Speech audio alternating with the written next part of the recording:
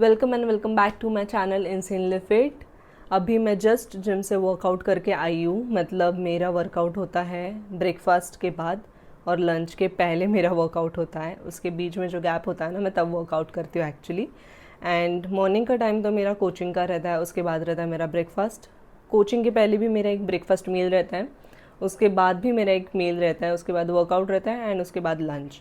And after lunch मैं कुछ important supplements लेती हूँ जो कि बहुत ज़्यादा ज़रूरी है। बेसिक सप्लीमेंट्स है जैसे कि vitamin C, vitamin E, vitamin B12, vitamin D, omega, जो कि बहुत ज़्यादा ज़रूरी है। आप जिम कर रहे हो नहीं कर रहे हो, एक ह्यूमन बेसिक मतलब ह्यूमन बॉडीज़ को भी इसकी बहुत ज़्यादा नीड होती है। तो ऐसा नहीं है कि अगर मैं जिम नहीं कर रही हूँ या फिर मैं जिम नहीं कर रहा हूँ तो मैं ये सप्लीमेंट नहीं लूँगा। ये मुझे अभी पता चला। मतलब लास्ट मैंने एक महीने पहले अपना ब्लड टेस्ट करवाया था, तो उसमें मेरा B12 कम निकला है, मेरा डी कम निकला था। मतलब वैसे भी इंडियंस का ना डी कम ही होता है, हम कोई सनलाइट लेते नहीं हैं एंड कॉमन है। अगर तुम भी अभी ब्लड टेस्ट करवा लो तो बी या विटामिन B12 या फिर डी तुम्हारा कम आने के चांसेस है। सो सप्लीमेंट्स लेना बहुत ज़्यादा ज़रूरी है। अभी तुम लोग बोलोगे कि अगर तुम जिम जाती हो, अच्छा खाती हो, तो तुम्हें सप्लीमेंट्स क्यों चाहिए? अगर तुम सोचते हो कि तुम्हें कोई भी डेफिशिएंसीज नहीं है, तुम जिम जा रहे हो, अच्छा खा रहे हो, फिर भी ऐसा क्यों है? ऐसा नहीं है। बहुत सारे सप्लीमेंट्स, बहुत सारे वाइटामिन्स है, मिनरल्स है, इलेक्ट्रोलाइट्स है हमारे बॉडी में, सीरम्स है, लिपिड्स है, मतलब जो भी सारी चीज़ें हैं उसके लिए जो भी वाइटामिन्स है A B C D XYZ, अभी उनको कंप्लीट करने के लिए आप सारी चीज़ें नहीं खा सकते हो, इतना सारा आप कुछ नहीं खा सकते हो। So better to take the support of supplements, क्योंकि ऑल द टाइम तुम बहुत सारा नहीं खा सकते, सारे फ्रूट्स नहीं खा सकते, सारे वेजिटेबल्स नहीं खा सकते, तो थोड़ा तुम्हारे बॉडी को नीड होता है और वो नीड आप कंप्लीट कर सकते हो सप्लीमेंट से। तो अभी मैं जिम से आई, मेरा वर्कआउट हो गया था एंड मेरा लंच था। लंच के बाद मैं कुछ सप्लीमेंट ले रही हूँ, it's all prescribed by doctors. So ये वाला जो सप्लीमेंट है ना, ओमेगा 3 फिश ऑयल्स कैप्सूल, ये मैं पिछले बहुत सालों से कंटिन्यू ले रही हूँ और ये मुझे कोई डॉक्टर ने वगैरह प्रिस्क्राइब नहीं किया है। This is very essential, very important. ये सप्लीमेंट मैं बहुत सालों से कंटिन्यू ले रही हूँ। After that this is vitamin E. Vitamin E daily नहीं लेना चाहिए बिल्कुल भी, हफ्ते में 2 बार ही लेना चाहिए। इसके जो कंटेंट होते हैं वो थोड़े स्ट्रॉन्ग होते हैं, तो तुम्हें डेली नहीं लेना है। ये ट्वाइस इन अ वीक मैं ले रही हूँ। अगर आपको लेना है तो you have typed your dietitian, your coach or your doctor, please take a consultation from them. And vitamin D which is very important, मैं ले रही हूँ लिक्विड फॉर्म में। आप इंजेक्ट फॉर्म में ले सकते हो, आप कैप्सूल फॉर्म में ले सकते हो, आप च्यूवेबल फॉर्म में भी ले सकते हो, but mine is this liquid form. ये बस एक सिरप जैसा है, मुझे पीना है, that's it. And after that ये है विटामिन B12, जो मुझे ना टिंगलिंग हो रहा था अपने आई के नीचे, तो फ़िलहाल मुझे मेरे डॉक्टर ने प्रिस्क्राइब किया है, इसलिए मैं ले रही हूँ एक्चुअली। सो ऐसा ज़रूरी नहीं है कि ऑल द टाइम तुम्हारे अंदर सारे जो वाइटामिन्स है, मिनरल्स है, या फिर सारी चीज़ें सफिशिएंट रहेगी। कभी कभी कम ज़्यादा भी हो सकता है।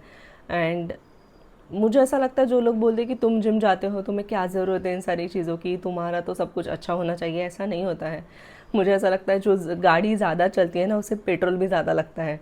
सो जो बॉडी ज़्यादा वर्कआउट करती है उनको सप्लीमेंट्स की भी ज़रूरत होती है एंड इट्स इम्पॉर्टेंट। तो ये सारे मेरे सप्लीमेंट है। इसके अलावा प्रोटीन ले रही हूँ, क्रिएटिन ले रही हूँ, and that's it for now. तो चलो अभी आज के वीडियो को शुरुआत करते हैं। जैसे कि थंबनेल देखने के बाद आपको पता चल गया होगा, मैं आपको बताने वाली एक बहुत ही इंटरेस्टिंग सी रेसिपी। एंड बिफोर दैट मुझे और एक चीज़ आपसे शेयर करनी है। क्या होता है ना, ब्रेकफास्ट या फिर हमारा डाइट अगर कन्वीनियंट रहे ना, तो खाने में भी मज़ा आता है और बनाने में मज़ा आता है। लेकिन वही अगर तुम्हारा डाइट बहुत ज़्यादा फैंसी है, तुम्हारे ब्रेकफास्ट में ही तुमको 3-4 चीज़ें बनानी पड़ रही है, तो तुम ना वो डाइट ज़्यादा से ज़्यादा 3 या 5 दिन के लिए करोगे, उसके ऊपर तुम वो डाइट फॉलो नहीं कर सकते। लाइक फॉर मी, मेरा डाइट हमेशा ऐसा रहता है कि मेरे प्रोटीन सोर्सेस ही ऐसे रहते हैं कि मेरे घर वाले भी कभी कभी वो फॉलो कर लेते हैं। लाइक ब्रेकफास्ट में अगर मैं बना रही हूँ प्रोटीन इडली, तो वो लोग भी खा लेंगे।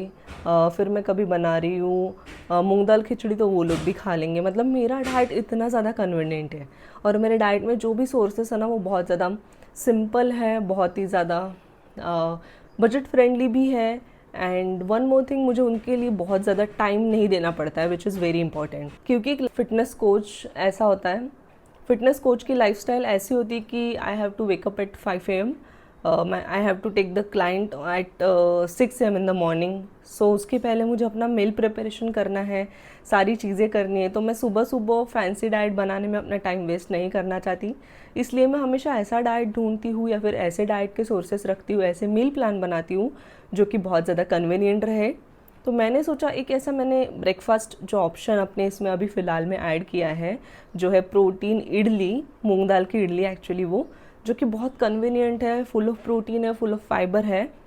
तो मुझे ऐसा लगा कि वो रेसिपी मुझे आपके साथ शेयर करनी चाहिए। तो अभी फटाफट से सप्लीमेंट तो मैंने आपको दिखा दिए, अभी प्रोटीन वाली मूंग दाल की रेसिपी है वो मैं आपसे शेयर करती हूँ। So let's get into the kitchen. भी लोग हाई प्रोटीन डाइट की बात करते हैं तो सबसे पहले उनके दिमाग में यही आता है कि अब हर रोज़ वही उबला हुआ खाना, वही बोरिंग मील्स।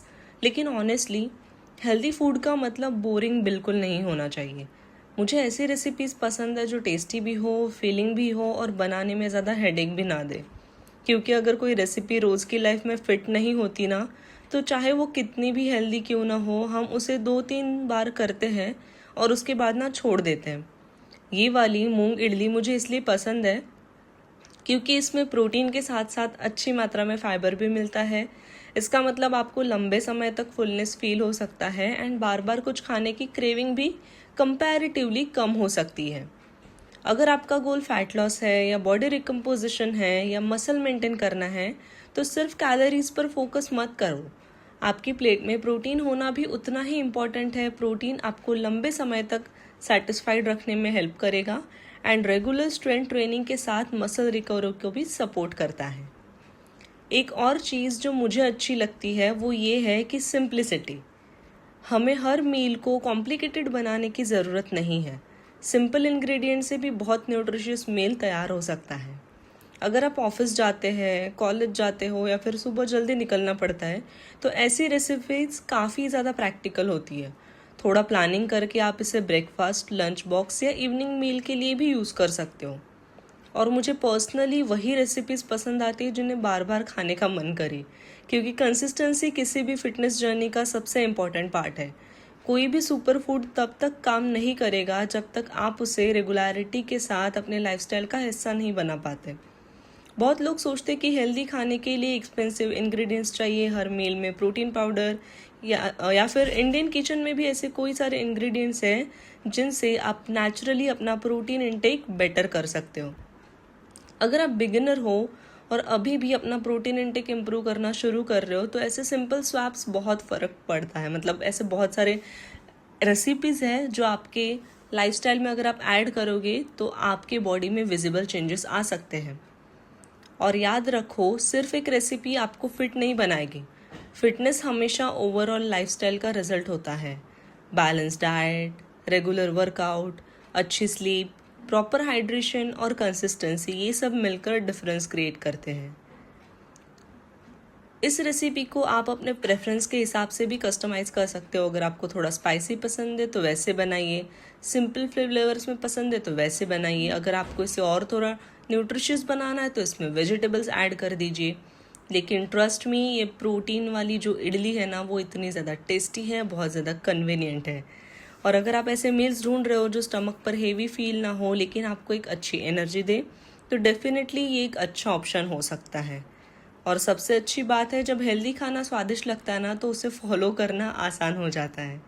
अगर आपको ऐसी easy high protein Indian recipes पसंद है जो प्रैक्टिकल भी हो और डेली रूटीन में आसानी से फिट हो जाए, तो वीडियो को लाइक ज़रूर करना। चैनल पर ऐसे ही fitness, nutrition and easy healthy recipes regularly आते रहेंगे। कमेंट करके बताइए कि आप अगली कौन सी हाई प्रोटीन रेसिपीज़ देखना चाहते हो। लेकिन उसके पहले ये वाली मेरे कहने पे एक बार ज़रूर ट्राई कर लेना और आपको कैसी लगी ये वाली रेसिपी वो ज़रूर बताना। क्योंकि ये जो प्रोटीन इडली है ना, वो इतनी ज़्यादा न्यूट्रिश, इतनी ज़्यादा सॉफ्ट और इतनी ज़्यादा टेस्टी बनी है। तो मैं तो अभी आज से ही अपने ब्रेकफास्ट में इसे ऐड करने वाली हूँ, और आप क्या करने वाले हो वो भी जल्दी से बता दो। तब तक मिलती हूँ मैं आपसे नेक्स्ट वीडियो में।